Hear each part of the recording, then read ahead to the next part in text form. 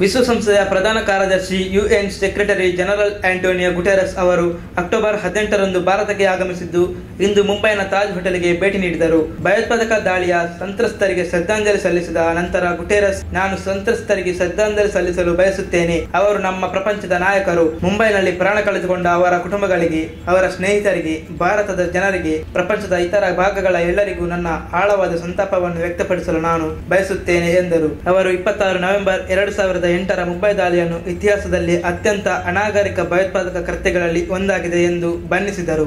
No causes, no grievances that can justify terrorism.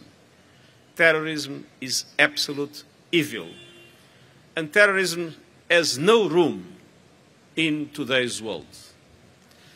So I feel deeply moved to be here, where one of the most barbaric terrorist acts in history took place, where 166 people lost their lives.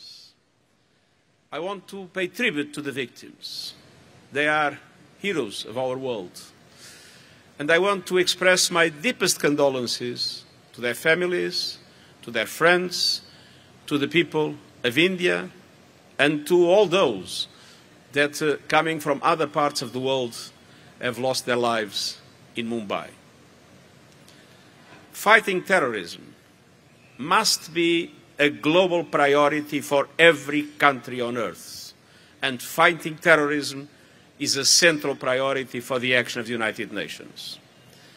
My first reform, when I became Secretary General, was to make the proposal of the creation of the Office of Counterterrorism, an office that is today in full strength, able to cooperate with member states in order to provide the kind of assistance, training and advice that is necessary for all countries to be prepared to be able to prevent and simultaneously to fight against terrorist acts like the ones we have witnessed.